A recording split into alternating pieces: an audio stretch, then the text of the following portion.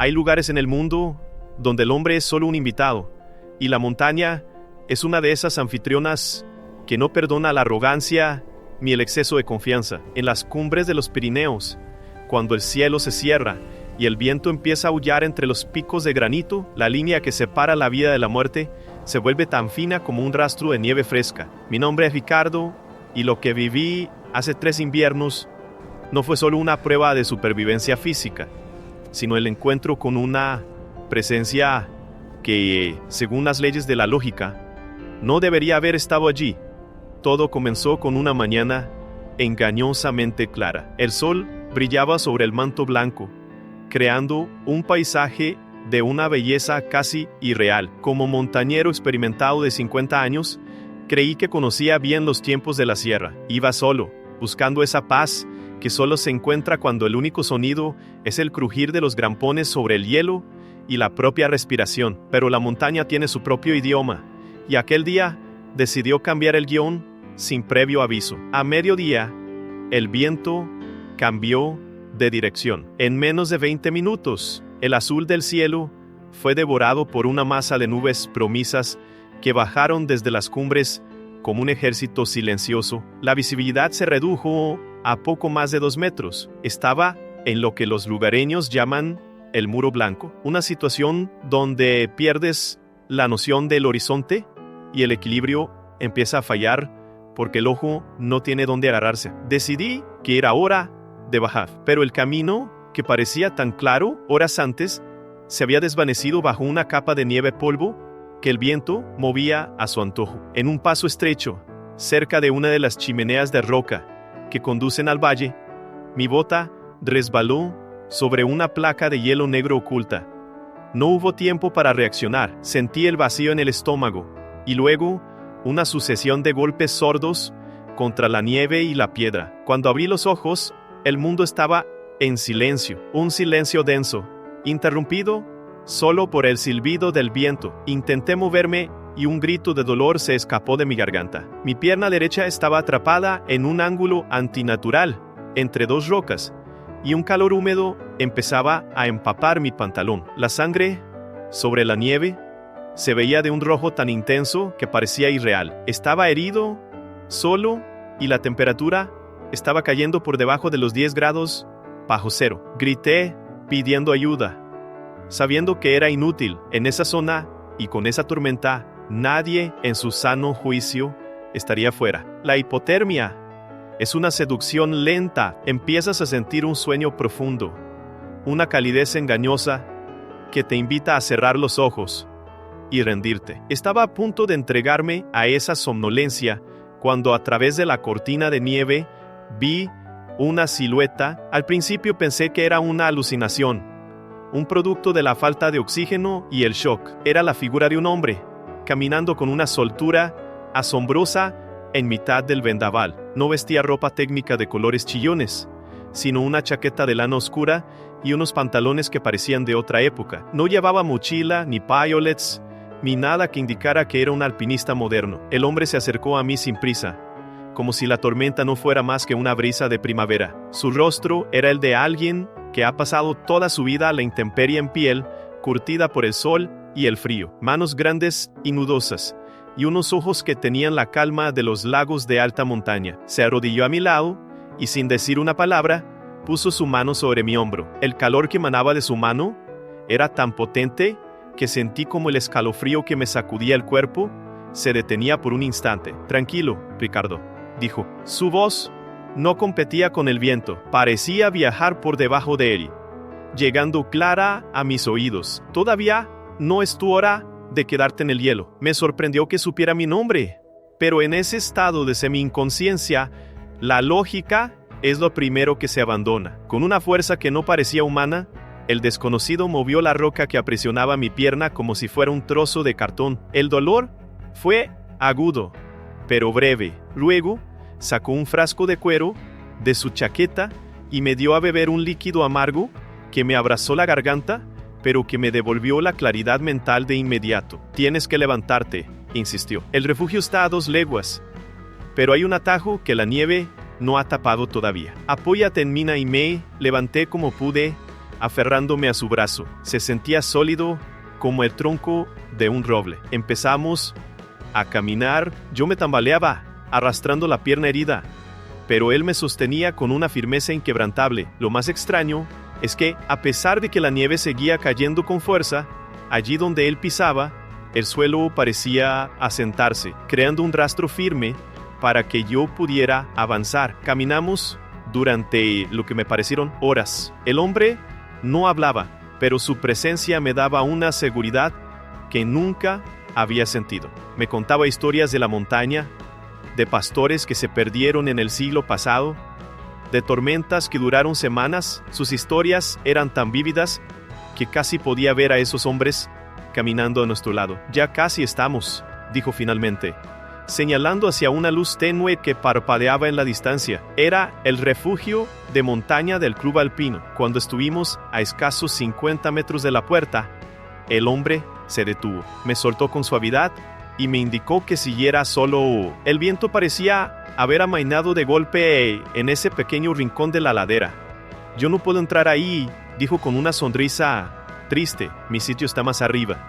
Pero hazme un favor, Ricardo. Cuando llegues al calor, no te olvides de los que cuidan el paso. La montaña no es mala, solo es olvidadiza. Antes de que pudiera agradecerle o preguntarle quién era, una ráfaga de nieve me obligó a parpadear. Cuando volví a mirar, el sendero estaba vacío.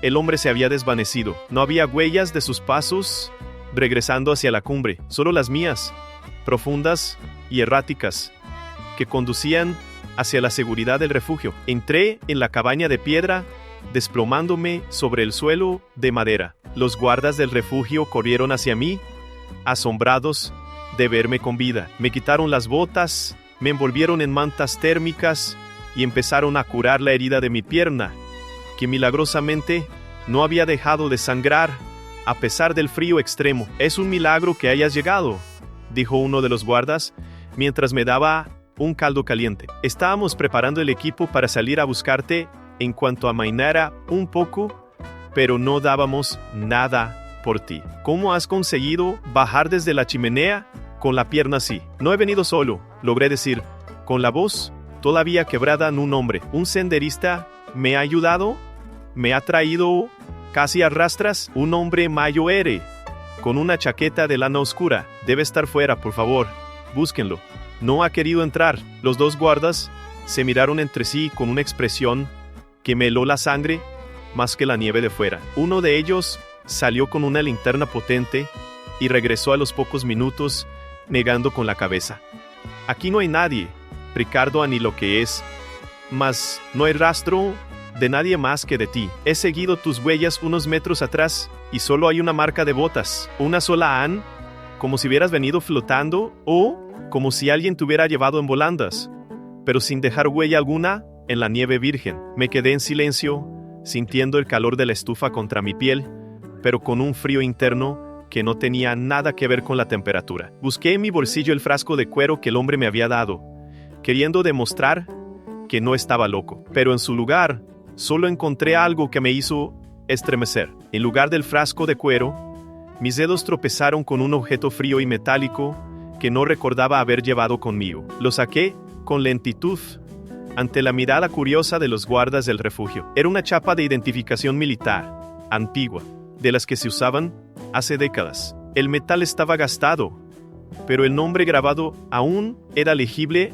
bajo la luz de las lámparas de gas San Mateo San. Junto al nombre, una fecha que me detuvo el corazón a 1974, uno de los guardas, el más veterano, se acercó para observar la pieza. Al ver el nombre, su rostro perdió el color y se sentó pesadamente en el banco de madera. Se quitó la gorra y se pasó la mano por el pelo, suspirando con un sonido que parecía cargar con años de leyendas locales. «No puede ser», susurró. Mateo era el guarda de este refugio mucho antes de que yo entrara como aprendiz. En el invierno del 74 hubo una tormenta igual de mala que esta. Mateo salió a buscar a una pareja de jóvenes que se habían perdido cerca de la chimenea. Logró encontrarlos y guiarlos hasta aquí, pero él nunca llegó a entrar. Dicen que el frío le alcanzó justo cuando vio las luces de estas ventanas y se quedó sentado a pocos metros de la puerta, asegurándose de que los chicos estuvieran a salvo antes de rendirse. El silencio que siguió a sus palabras fue absoluto. Fuera, el viento golpeaba las paredes de piedra, como si quisiera entrar a corroborar la historia. Yo sostenía la chapa entre mis dedos y sentía que el metal todavía conservaba un rastro de aquel calor humano que me había salvado la vida en la montaña. No era posible. Mi mente racional gritaba que era un delirio, pero mi pierna herida y el hecho de estar vivo eran pruebas que no podía ignorar. Pasé la noche en el refugio, en una de las literas superiores. No dormí, me quedé mirando el techo, escuchando los crujidos de la estructura y pensando en aquel hombre de la chaqueta de lana. Recordé su mirada, la calma que transmitía y sobre todo su advertencia. No te olvides de los que cuidan el paso. A la mañana siguiente, la tormenta se había retirado, dejando un cielo de un azul tan profundo que dolía mirarlo. Los equipos de rescate llegaron en helicóptero para evacuarme, ya que mi pierna necesitaba cirugía inmediata. Antes de que me subieran a la camilla, pedí al guarda veterano que me llevara un momento al lugar donde el hombre se había desvanecido la noche anterior. Caminamos con dificultad por la nieve virgen. Al llegar al punto exacto, a 50 metros de la entrada, no había nada, ni rastro del frasco, ni marcas en la nieve. Pero al remover un poco la capa superficial cerca de una roca que sobresalía, el guarda encontró algo, un viejo jirón de tela de lana oscura, podrido por el tiempo y la humedad, enganchado en un saliente de piedra. Era el mismo tejido de la chaqueta que yo había visto y tocado. «Él sigue aquí», dijo el guarda, en voz baja. Nunca se fue del todo. A veces, cuando la niebla es muy cerrada, algunos senderistas dicen haber escuchado pasos que les marcan el camino, pero nadie lo había visto tan de cerca como tú en años. Me llevaron al hospital en la ciudad, donde pasé varias semanas recuperándome. Los médicos se asombraron de que no hubiera perdido la pierna por congelación. Me dijeron que alguien me había hecho un torniquete perfecto, usando una técnica que ya no se enseñaba en los manuales modernos de primeros auxilios. Yo solo asentía, sabiendo que no entenderían la verdad, aunque se la explicara. Cuando finalmente pude caminar de nuevo, lo primero que hice fue investigar sobre Mateo, y descubrí que no tenía familia viva. Había sido un hombre solitario, entregado por completo a la montaña, alguien que consideraba que su vida no tenía valor si no era para servir a los demás. Su cuerpo fue enterrado en un pequeño cementerio a los pies del valle, en una tumba que, con el paso de las décadas, había quedado cubierta por el musgo y el olvido. Fui hasta allí un domingo por la tarde. Llevaba conmigo la chapa de identificación y un ramo de flores silvestres. Limpié la piedra con mis propias manos, sintiendo que le debía mucho más que un simple gesto. Al colocar la chapa sobre la tumba, sentí una paz repentina, una brisa suave que me acarició el rostro a pesar de que no corría ni una gota de aire en el cementerio. Desde aquel día, mi relación con la montaña cambió. Sigo subiendo, sigo buscando la soledad de las cumbres, pero ya no lo hago con la arrogancia del que cree dominar la naturaleza. Ahora lo hago con el respeto del que sabe que camina por un territorio sagrado, custodiado por sombras benévolas que no piden nada a cambio, salvo que no las olvidemos. He contado esta historia pocas veces. Muchos piensan que es el relato de un hombre que sufrió alucinaciones por la falta de oxígeno, pero yo sé lo que sentí. Sé que aquel brazo era sólido, que aquel líquido amargo me salvó de la somnolencia mortal y que, en los Pirineos, hay un rastro en la nieve que no dejan las botas, sino el alma de aquellos que decidieron quedarse para que otros pudieran volver a casa. Si alguna vez se encuentran atrapados en la niebla, si sienten que el frío les gana la batalla y el camino desaparece bajo sus pies, no se desesperen. Cierren los ojos, respiren hondo y esperen, porque en la inmensidad de la montaña, cuando todo parece perdido, el hilo del destino puede enviar a un senderista sin nombre para recordarnos que, incluso en el impacto más brutal, nunca estamos verdaderamente solos. La montaña tiene memoria, es cierto, pero a veces esa memoria es el único milagro que nos permite seguir caminando